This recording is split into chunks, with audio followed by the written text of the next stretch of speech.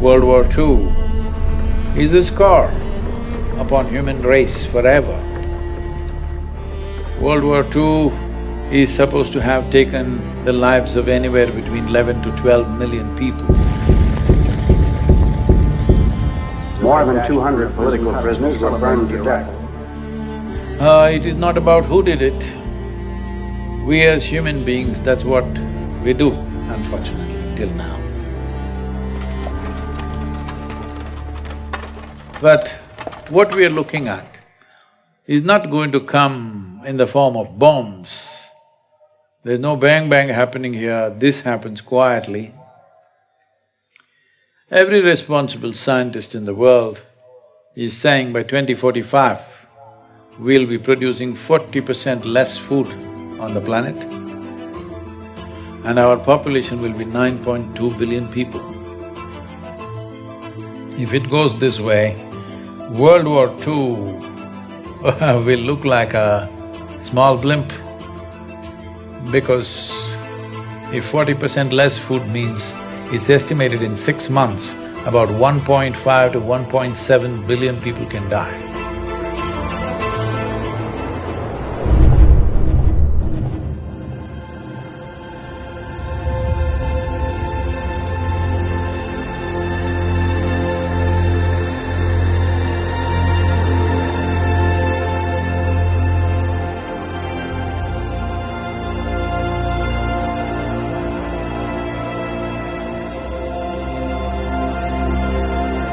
Climate change, food security, nutrition security, water quality, water renewability, biodiversity, land grab, political stability.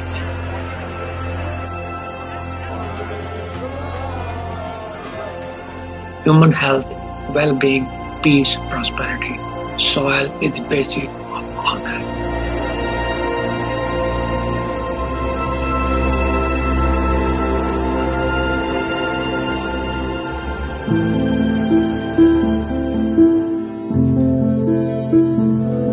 Soil is a basic entity on which all terrestrial life depends. 95% of all the food which is consumed by human comes from soil. As much as 95% of all antibiotics taken by human and animal come from soil. So soil and life have evolved together. There is no soil without life, and there is no life without soil.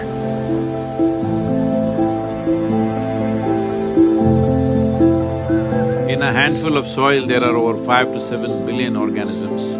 And just like how our body functions, the food that we eat, actually we cannot digest all by ourselves. We don't have the necessary enzymes and alkalines to digest this completely. Only because of the microbial gut microbes that are there, we digest food. The same is true with all the plants and trees. They cannot take the nutrients from the soil by themselves. They need the help of the microorganisms.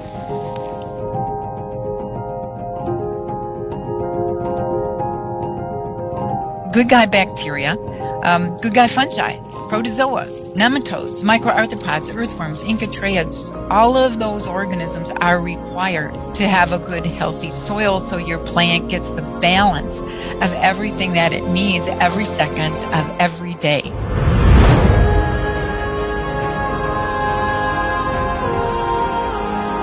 The first 15 inches, 12 to 15 inches of soil is responsible for 87% of the life on the planet, including you and me.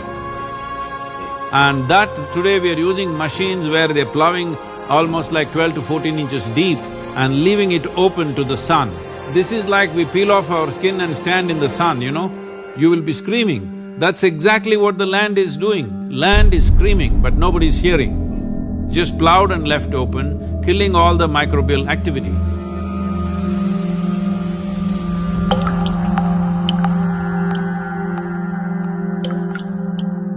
See, right now, the organisms here, the only food they can eat is organic content. where will the organic content come from? Here you see all these leaves, dry leaves falling down. We won't pick it up nor sweep it away. We leave it like that, it'll become part of the soil. It is only the green litter from the trees and other, whether it's grass or bushes, whatever, or the animal waste, which can put organic content into the soil. In normal agricultural soil, the minimum organic content should be between 3 to 6%. The most minimum is 3%. 3% is kind of the borderline, where you've got enough diversity in the kinds of foods that are present so that all of the necessary sets of microorganisms will be able to perform their jobs. In most of the Western world, we have so destroyed sets of species of different functional groups that we're on the edge of not being able to come back from that.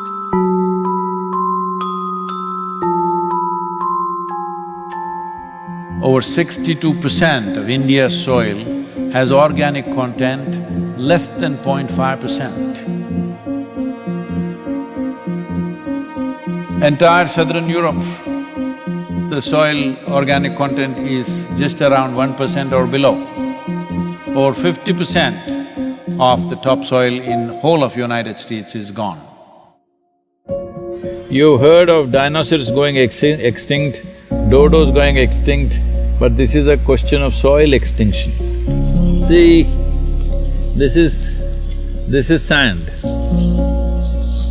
If you add enough organic content into this will become rich soil. Similarly, if you take all the organic content out of the soil, it will become sand. So this is called as desertification in the world. World's agricultural soils are becoming sand or turning into a desert largely across the world because there is no organic content.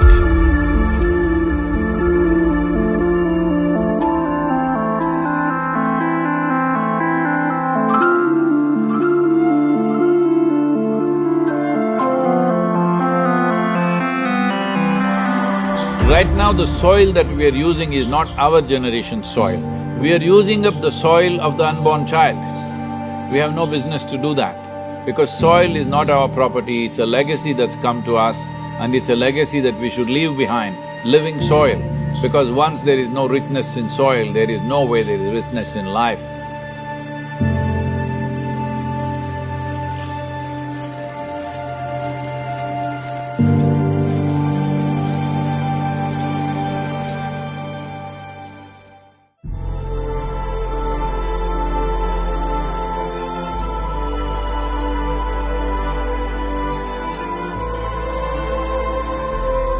Right now, United Nations statistics say that we may have agricultural soil only for another 80 to 100 crops.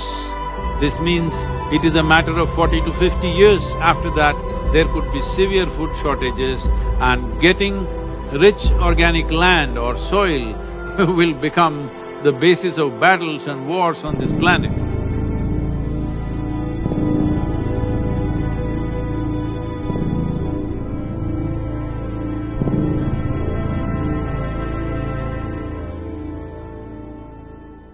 People talk about the weapon of mass destruction, nuclear bombs and missiles and other things. Yes, what happened in Hiroshima and Nagasaki is unforgivable, yes. We forget one of the biggest weapons of mass destruction is hunger. Malnutrition, poverty, unavailability of healthy environment. Even now, hunger-related death in the world are 16 to 17 every minute. That, my friend, is the weapon of mass destruction.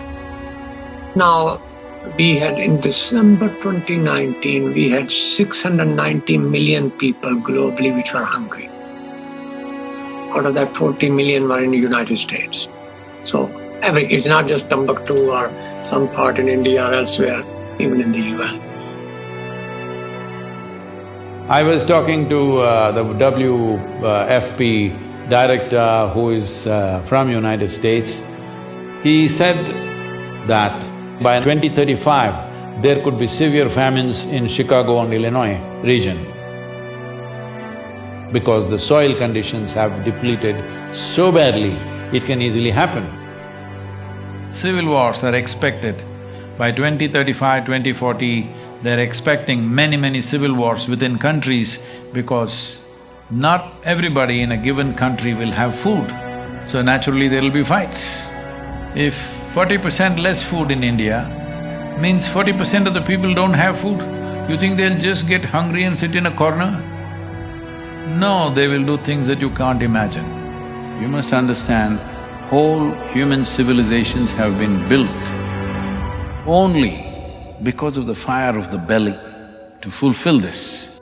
The same fire which built human civilizations can burn the damn thing down if it is not quenched. Do not underestimate that.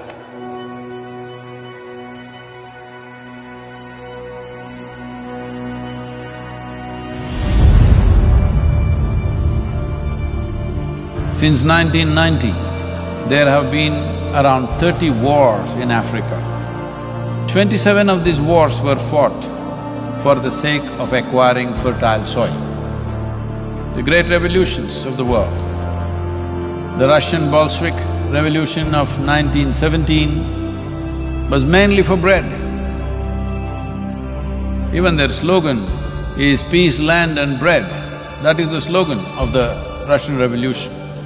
Food scarcities in France were the main trigger for the French Revolution. What happened in China, you know, the so-called Cultural Revolution, is also because of repeated famines across the country, and once there is no bread on the street, it's easy to light the fuse. If you want peace, everybody must have bread, roti, food. There is no peace if there is no food.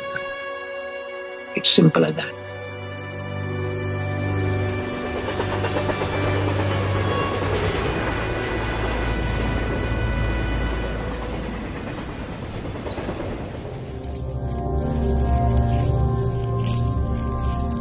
Soil is a most neglected part of the human environment.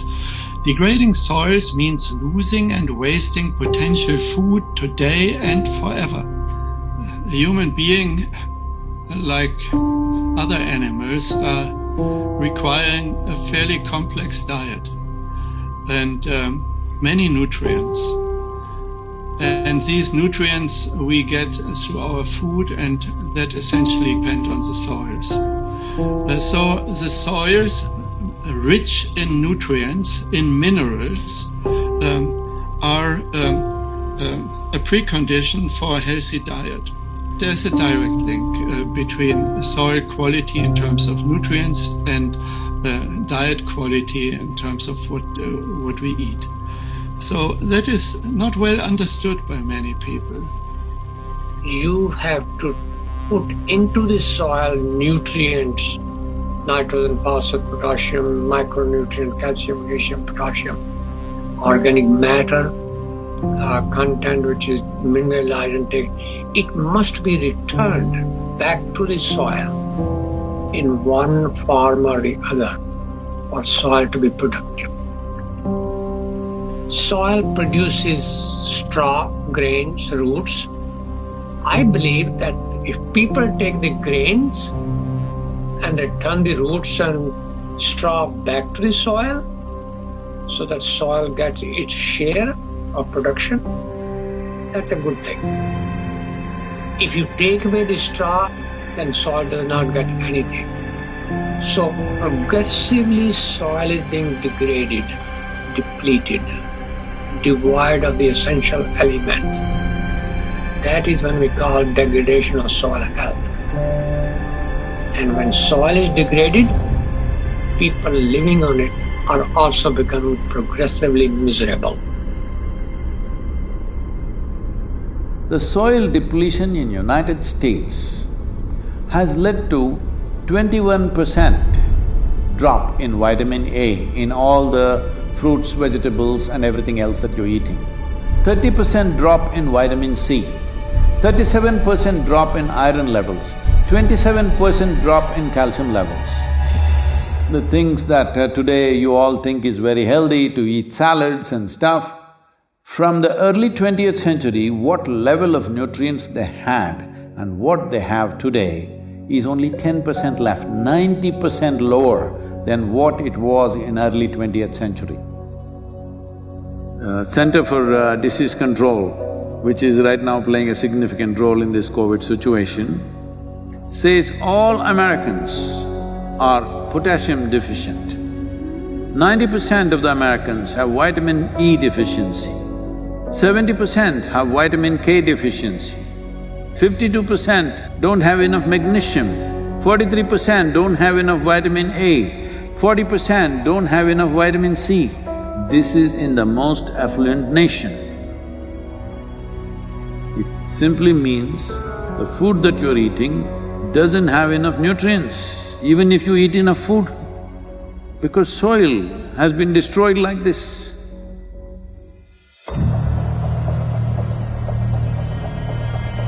One serious problem that the world is facing right now is, by 2030, it is expected 1.6 billion people will migrate.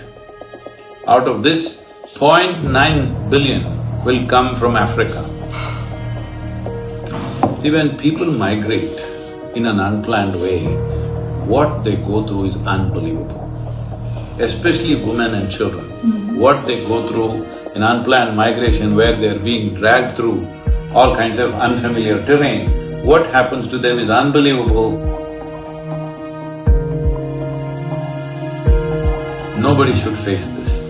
All young women like between 14 to 18 years of age, they're being seriously exploited.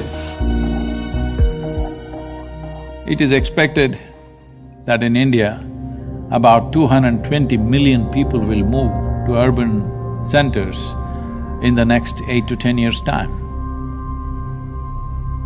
Tell me, in your city, do you have place for another 20-30 million people extra?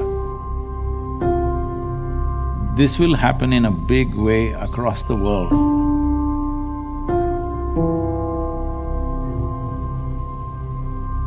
Yes, there are soil refugees. Yes, there are climate refugees. Yes, there are drought refugees. And those refugees go and knock door of other people. The US southern border is a very good example. People jumping into the Mediterranean without realizing whether they'll make it on the other side or not. It's a very good example. There are several millions of refugees in the world because the land which they grew up on cannot afford their services, their basic needs. Eventually the solution lies to make sure that the soil can support them.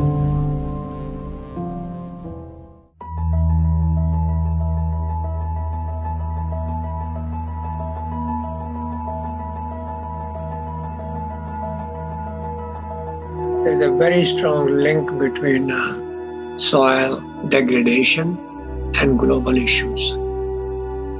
For example, climate change. So, current civilization, I call it carbon civilization. Everything we do is based on carbon, fossil fuel-based carbon. And therefore we have depleted also carbon not only from fossil fuel, but also from soil. Maximum amount of carbon was always in the soil, but now a lot of it is in the atmosphere where it should not be. If it gets into the atmosphere, as you've heard of global warming and climate change, all these impacts happen. But nearly 40% of this is happening simply because soil is left open. For this, the main contributor is agriculture. or open lands. The same soil which would have taken carbon dioxide and methane from the atmosphere is now releasing it simply because we are leaving it open and there is no life or microbial activity.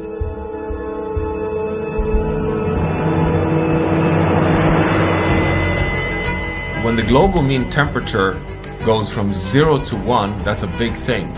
Go from 1 to 2, it's a massive thing. Go beyond 2, you're in a disaster zone.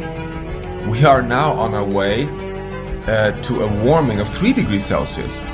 And we're doing it in a blink of time. I mean, it's just this extraordinary exponential rise of temperature on Earth. But if we can take carbon dioxide from the atmosphere through plants and put it back to the soil and keep it there, then we deplete the carbon from the atmosphere and make global warming lesser serious problem. The Brazilian part of the Amazon rainforest has, according to the latest science, tipped over from being a carbon sink for thousands of years, one of the most important carbon sinks on planet Earth, to now being a carbon source. So it has already tipped over and is releasing more carbon than it's taking up. So soil has become, if anything, even more important, even existential.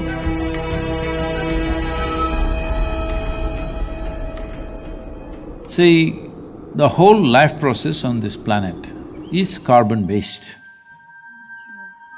So, the same goes for a blade of grass, the same goes for the coconut tree, the same goes for every other creature on this planet. Essentially carbon. Where is all this carbon coming from? The great miracle on the planet, in the process of evolution of creation on this planet, is photosynthesis.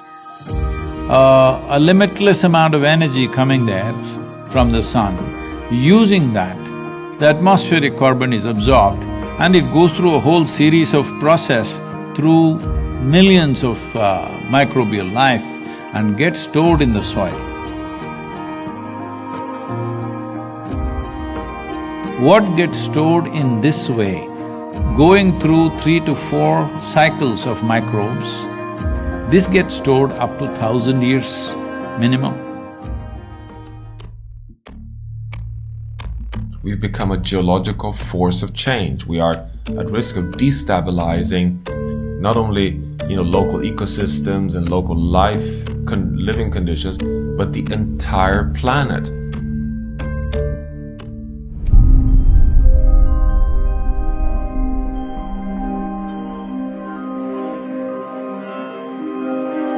United Nations says we only have 60 years of agricultural soil left. So within 50 years' time, there will be a serious food crisis on the planet. A mass famine would be inevitable. Now, I know people always say, we only have 60 more years of agriculture to go. Yeah, but that was 10 years ago that we made that statement. We're at 50, guys. Soil is a living entity. It has a lot of organisms. And when those organisms are killed, soil is no longer healthy. Soil is no longer living.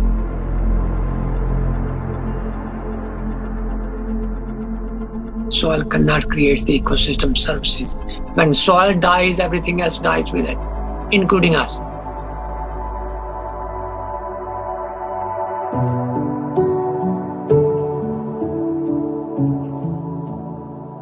If we start correcting it now, in 15 to 25 years, we can make a reasonable level of correction.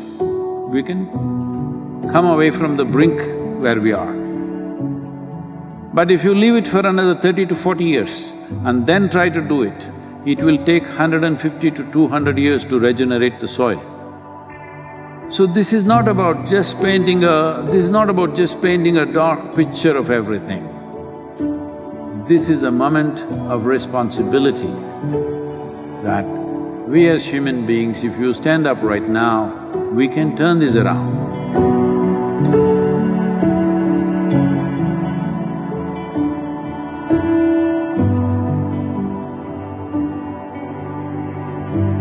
Soils is the very basis for biology and human life, but we also know that we cannot destroy nature to feed humanity, because that will threaten the stability of the planet, which means the life support for humans and all species on Earth. So we now need to be caretakers of soil. The cost of action is much lower than the cost of inaction, dealing with soil and land degradation. But it's not something which the individual farmers can do. It has to have a large regional, if not global, initiative.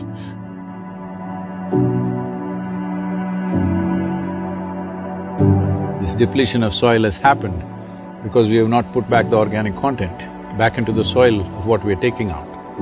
So we are seeing how to get a policy in 192 countries to make this the norm, that if you own agricultural land, minimum 3 to 6% organic content must be there by law. Initially by recommendation, then by incentives, and then by law, by mandatory law, it has to happen.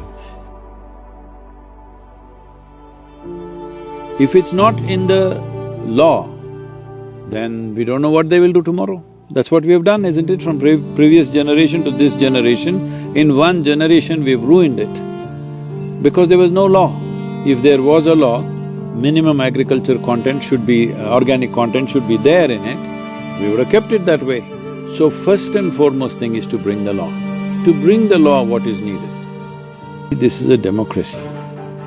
That means people are the power, it's people's power. That's what it means. So there are two very powerful things in your hands right now. One is your vote, another is your microphone. Hello? That means your voice. So this is important. The people of the world have to speak and say, we are ready for long-term solutions, we are ready for long-term commitment, we are ready for a long haul, we are willing to pay the price for the well-being of future generations. This is why the Save Soil movement is not about action, but it's about bringing policy change.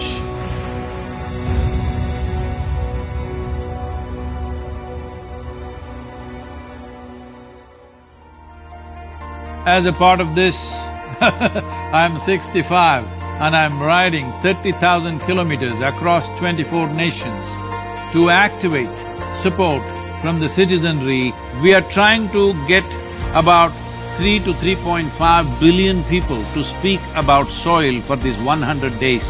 From March 21st, 100 days, we want the whole world to talk about soil. We have UNCCD as our partner. We have also signed something with the World Food Programme, and the scientists from FAO and other organizations are working with us. World Economic Forum is very much with us. Most governments have come on board. Heads of states will be flagging off this rally. Right now, that's what I'm trying to create, that if 3.5 billion people speak, this is 60% of the electorate. If 60% of the electorate speaks, there is no government which will ignore that in a democratically set up government. Each one of you should reach as many people as you can to make this happen. Many global leaders and influencers are already participating in the movement. Be a part of this and let us make it happen. For my part, as much as I can contribute. And the movement that you are taken up, I could not expect any more God's blessing than that. Sadhguru, and this campaign is so important. We're going to save the soil. Do your part. And saving the soils. And our planet's future depend on it. Save soil, my friend. Save soil, let's make it happen. GM Barbuda is part of the Save Soil mission. We commend you for what you're doing. That is why we are happy to sign the MOU. The science and philosophy that backs the thought behind the movement is tremendous. Save soil, let's make it happen. Save the soil. We know what we must do, so let's make it happen. Let's make it happen. Let's make it happen. Let's make it happen. Let's make this happen. Let us make it happen. Let's make it happen. Let's make it happen.